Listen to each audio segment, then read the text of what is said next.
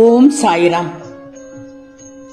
என் அன்பு குழந்தையை, நீ உயிராய் நேசித்த உன்னை விரும்பிய உறவு நீ வேண்டுமென்று உன்னை தேடி வருகிறார். தங்கமே, நீ மிக மிக எதிர்பார்த்த உன் பாசமும் நேசமும் வைத்த அன்பான உறவு உன்னிடம் வந்து சேரும் நேரம் வந்துவிட்டது. செல்வமே, எவ்வளவு கஷ்டத்திலும் போராட்டத்திலும் இருந்தாய் என்று உன் சாயப்பாக்கு தானே தெரியும். கவலைப்படாதே, இனி நல்லதே நடக்கும். உன்னுடைய பாசமானது எப்படி இருக்கு தெரியுமா?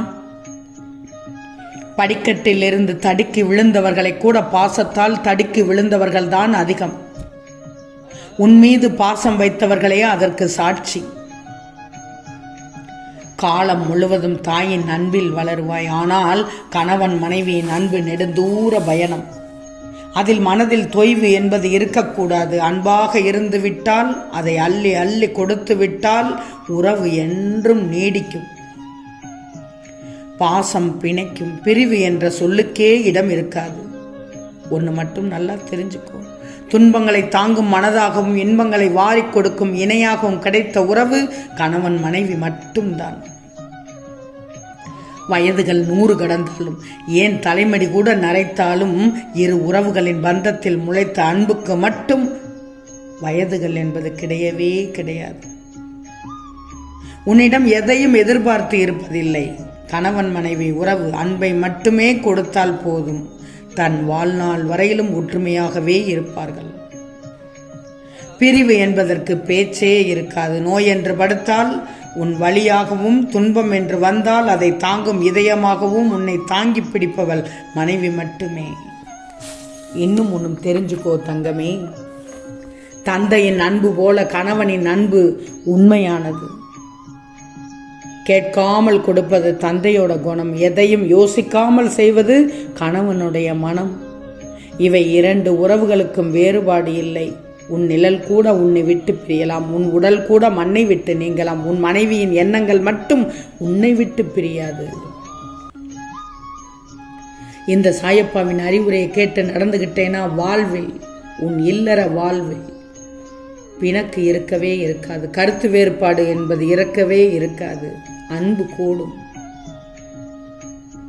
அரவணைப்பு மட்டும்தான் இருக்கும். ஒருவருக்கொருவர் பாசத்தை அள்ளி அள்ளி கொடுத்து விடுங்கள். ஒருவருக்கொருவர் அன்பை அள்ளி அள்ளி கொடுத்து விடுங்கள். ஒருவருக்கொருவர் நேசத்தை அதிகமாக கொடுத்து கொள்ளுங்கள்.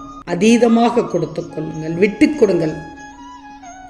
பின்பார், உண்மையான வாழ்வின் அர்த்தம் புரியும் உனக்கு. எத்தனையோ பாரங்களை சுமந்து அத்தனையும் சுகங்களாக மாற்றி உன்னையே தொலைத்து நிற்பவர்கள் மனைவி மட்டும்தான். உனக்குள் பொறுப்புகள் அதிகமாகும் போதுதான் தேவைகளும் அதிகமாகுது, பொறுப்புகளும் அதிகமாகுது. இங்குதான் பிரச்சனையே ஆரம்பமாகுது. அப்போது எல்லாத்தையும் கடந்து போவது மிக மிக கஷ்டம்தான். ஏதாவது ஒரு சில இடத்துல உன் மனசுல ஏற்படுகிற சின்ன சின்ன சங்கடத்தினால் வாழ்க்கையே வெறுக்கின்ற சூழல் நிறைய பேருக்கு ஏற்படுது. உண்மைதானே? வெறுக்கிற அளவுக்கு வாழ்க்கை ஒன்றும் அவ்வளவு போராட்டமானது இல்லைன்னு நீ முதலில் தெரிஞ்சுக்கோ. அதை நீ சரியாக அணுகுவதே கிடையாது. வாழ்க்கை என்பது ஒரே ஒரு முறைதான். வாழ்வது ஒரே ஒரு முறைதான். அந்த வாழ்க்கையை உனக்கு பிடிச்ச மாதிரி நீ மாற்றிக்கொள்ள பழகிக்கொள்ளணும் தங்கமே. பொறுப்புகளை ஒருவரே திணித்து கொள்ளாமல் பகிர்ந்து செல்லுங்கள். பகிர்ந்து செய்யுங்கள். தேவையானதை சேர்ந்து செய்யுங்கள். பிரச்சனையை பெரிது பண்ணாமல் நான் பெரிதா நீ பெரிதா என்ற எண்ணம் இல்லாமல் இருந்தாலே போதும்.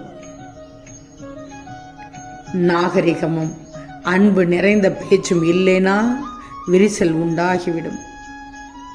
நீயா நானா என்று இருக்கக்கூடாது. நீயும் நானும் ஒன்று என்று இருக்கணும். உன் கருத்தை ஏற்றுக்கொள்கிறேன், என் கருத்தையும் நீ ஏற்றுக்கொள். நல்லது என்றால் ஏற்றுக்கொள், கெட்டது என்றால் எனக்கு விளக்கத்தை கூறிவிடு, நானும் விட்டு விடுகிறேன் என்று இருவரும் ஒருவருக்கொருவரோடு சொல்லிக் கொள்ளணும். ஒருவரை ஒருவர் தவறான எண்ணத்தோடு புரிதல் கூடாது. நான் பெரிதா நீ பெரிதா என்ற எண்ணம் இல்லாமல் இருந்தாலே போதும். நாகரிகமும் அன்பு நிறைந்த பேச்சும் இல்லைனா விரிசல் உண்டாகிவிடும். ஒருவரை ஒருவர் தவறான எண்ணத்தோடு புரிதல் கூடாது. நல்ல புரிதலோடு ஒளிவு மறைவு இல்லாமல் வாழ்ந்தால் குடும்பம் சிதறாமல் இருக்கும். குடும்பம் கோயிலாக இருக்கும். பெருந்தன்மையான செயல் மட்டும்தான் பேரின்பத்தை கொடுக்கும். உறவுகளில் ஆழமான திருப்புமுனை அன்பு மட்டும்தான் இழந்ததை மீட்டும் கொடுக்கும். இழக்காமல் இருப்பதை கூட தவிர்க்கும். உண்மையில் வாழ்க்கை என்பது நெடுந்தூர பயணம். அந்த பயணம் சில இடங்களில் வலிமிக்கதாக இருக்கும். அந்த நேரம் மனம் தளரக்கூடாது. நிச்சயம் அந்த நேரம் பலவீனமாக்காது. உனக்கு பக்குவத்தை மட்டுமே தரும். யோசித்து பாரு. அந்த நேரத்தில் நீ பயப்படக்கூடாது, பதட்டப்படக்கூடாது, இடிந்து போய் உட்காரக்கூடாது. முக்கியமாக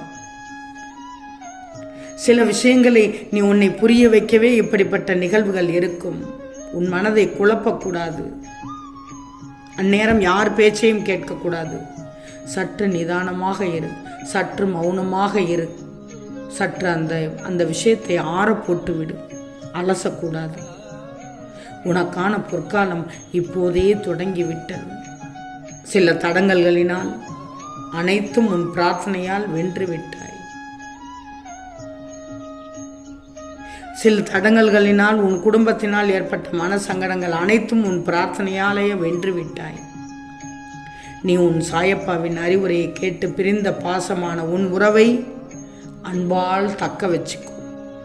இனி நீ குடும்பத்தோடு ஒற்றுமையாக, நலமாக, சந்தோஷமாக, மகிழ்ச்சியாக வாழப் போகிறாய்.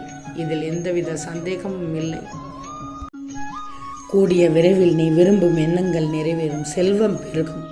எல்லா மங்களங்களும் உன் வீட்டில் நிகழும். எந்தவித துன்பமும் உன்னை நெருங்கினாலும் அதனால் உனக்கு எந்தவித தீங்கும் ஏற்படாமல் உன்னை நான் பார்த்து கொள்வேன். அதை தவிர எனக்கு வேறு வேலை இல்லை என்று எப்போது என்னை சாயப்பா என வேண்டினாயோ அன்றே உன் மனதில் குடிபுகுந்து விட்டேன். இனி உனக்கு ஒவ்வொரு நாளும் உனக்கு வரும் ஒவ்வொரு தீமைகளும், ஒவ்வொரு கஷ்டங்களையும், ஒவ்வொரு துன்பங்களையும் நான் ஏற்றுக்கொண்டு உனக்கு நல்ல பலனை கொடுத்து உன்னை நல்லபடியாக வாழ வைப்பேன். துன்பங்கள் வந்து கொண்டிருக்கிறது, என்ன செய்வது என்று குழம்பாதே. அனைத்துக்கும் நான் ஒரு தீர்வு அளிக்கிறேன். பிரச்சனைகளை கண்டு ஓடி ஒளியாதே. ஒரு நாள் அந்த பிரச்சனைகளை எதிர்த்து நின்று பார். அந்த பிரச்சனை உன்னை விட்டு விலக ஆரம்பிக்கும். ஒரு பிரச்சனை உன்னை துரத்தும் வரை தான், நீ ஓடும் வரை அந்த பிரச்சனை துரத்தும். துரத்திய இடத்தில் நின்று உற்று பார்த்தால் அது பின்தங்கிவிடும். நீ மகிழ்ச்சியான வாழ்க்கையை வாழ துவங்கு. நீ சந்தோஷமான வாழ்க்கையை வாழ துவங்கு. உனக்கு வரும் அத்தனை கஷ்டங்களையும் நான் ஏற்று உன்னையும் உன் குடும்பத்தையும் மற்றவர்கள் முன் சீரும் சிறப்போடு வாழ வைப்பதுதான் என்னுடைய முதன்மையான பொறுப்பு. ஆம் தங்கமே, நிச்சயம் நடக்கும். நல்லது நடக்கும். நல்லது மட்டுமே நடக்கும். அது நன்மையாகவே இருக்கும். ஓம் சாய்ராம்.